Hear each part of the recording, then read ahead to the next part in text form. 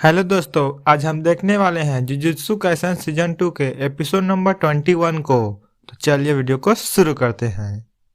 अब तक हमने देखा था कि तोडो और यूजी माहितो को बहुत बुरी तरह मार रहे होते हैं, पर माहितो को कुछ नहीं होता। और तब माहितो कहता है कि इतादोरी अपनी पूरी ताकत लगा, ये आखिरी बार होगा जब तुम और मैं एक दूसरे को कर्ज करेंगे।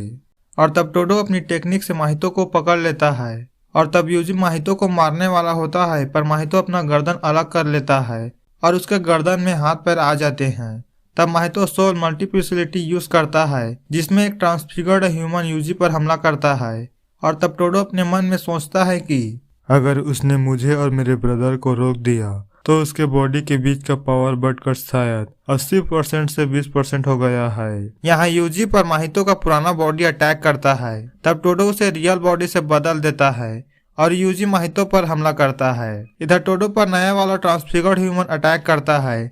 टोडो सोचता है कि इसके ट्रांसफिगर्ड ह्यूमन शायद ग्रेड 3 या कमजोर ग्रेड 2 के होते हैं, इसलिए मैं इसे तुरंत खत्म कर दूंगा। पर तभी वह ट्रांसफिगर्ड ह्यूमन टोडो को एक जोरदार पंच मारता है। तब इधर यूजी का ध्यान भटकता है तो माहितो भी यूजी को एक पंच दे मारता है। वह ट्रांसफिगर्ड ह्यूमन टोडो को बहुत बुरी तरह मारता है।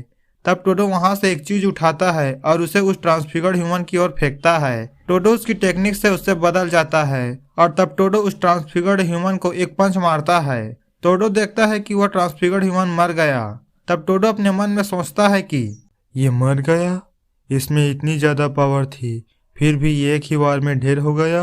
और तब टोडो समझ जाता है कि इसने ढेर सारी आत्माओं को एक साथ मिलाकर बेहिसाब पावर हासिल की थी। ये अटैक स्पेशलिस्ट ट्रांसफिगर्ड ह्यूमन था और यहाँ दो और है। इधर माहितो अपने दोनों बॉडी को एक कर लेता है और माहितो कहता है, मैंने उस गोरिल्ला से हमें अलग कर लिया और अब वक्त है तुम्हें निपटाने का। माहितो बहुत सारे ट्रांसफिगर्ड ह्यूमन से यूजी पर हमला करता है। यूजी उसे बड़ी मुश्किल से बच रहा था। तब एक ट्रांसफिगर्ड ह्यूमन यूजी को खाने आगे आता है। तब यूजी एक बोर्ड को उसके मुंह में दे मारता है। इसके बाद यूजी माहितो पर अटैक करता है, पर माहितो उसके पैर को पकड़कर उसे दूर फेंक देता है और माहितो उसके पास जाता है। पर यूजी टोडो के पास चला गया था। और तब माहितो सोचता है, शायद इसे मारने के लिए ये दो काफी नहीं, इस बंदे पर वार करना बड़ा मुश्किल काम है।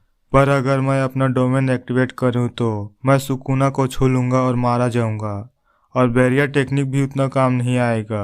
मैं मेरे डोमेन से उसे बाहर रखने का ऑप्शन पहले ही दिखा चुका हूँ। इतादोरी पे वही प्लान फिर से काम नहीं करेगा, तो अब मैं क्या करूँ? अब मैं वो करने जा रहा हूँ जिसे मुझे गोजो ने सिखाया था। और माहितो अपना डोमेन एक्सपेंस करता है। ये सब देखकर टोडो सोचता है, ये तो उसके लिए सुसाइड की तरह है।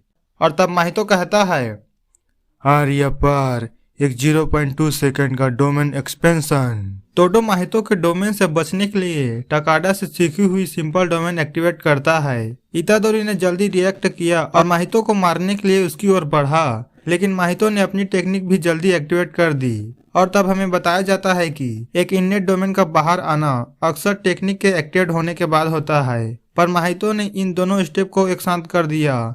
ये स्पीड का काम था जो ब्लैक फ्लैश के बाद उसकी जागृत अवस्था से मुमकिन था। और तब माहितो सुकुना को कहता है, शायद इस बार मैं सुरक्षित हूँ सुकुना।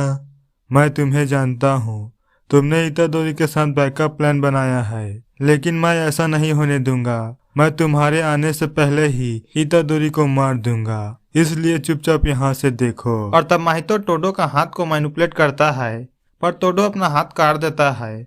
पर जैसे ही वो टूटा हुआ हाथ फटता है, उसके टुकड़े टोडो पर हमला करते हैं, जिससे कि उसे चोट आती है। और तब जैसे ही इस वजह से इतादोरी का ध्यान भटकता है, माहितो उस पर हमला कर देता है। और तब अचानक ही माहितो टोडो के पास पहुंच जाता है और कहता है, चलो भी, मैंने तुम्हें और स्टाइलिश बना दिया। और तभी हमें बताया जाता है कि एक डोमेन एक्टिवेट करने के बाद यूजर की इननेट टेक्निक कुछ देर के लिए कमजोर हो जाती है और इसे इस्तेमाल करना मुश्किल होता है। और तब माहितो टोडो पर ब्लैक फ्लैश से हमला करता है, पर टोडो ने अपनी सारी कस्ट एनर्जी अपने पेट पे फोकस करके उस ब्लैक फ्लैश से बच जाता है। तब माहितो सोचता है, अब मेरी टेक्निक रिकवर हो गई है और अब वो ताली भी नहीं बजा सकता। इस बार मैं उसे पक्का मार डालूंगा। और तब टोडो का ताबीज टूट जाता है, जिसमें यूजी और टकाडा की तस्वीर लगी थी। और टोडो टकाडा को याद करता है, जिसमें टोडो टकाडा के साथ मिलकर माहितो को मार रहा होता है। और तब रियल में जब माहितो टोडो के पास पहुंचता है तो टोडो माहितो के हाथ से ताली बजाकर टोडो अपनी जगह यूजी को बदल देता है और यूजी ब्लैक फ्लैश से माहितो पर अटैक करता है। तब टोडो सोचता है, एक पल के लिए ही पर मैंने उसे छुआ था, ये करिश्मा ही है कि मैं इतने से ही बच गया। तब यूजी अपने मन में कहता है, बाकी मुझ पर छोड़ दो टोडो और शुक्रिया।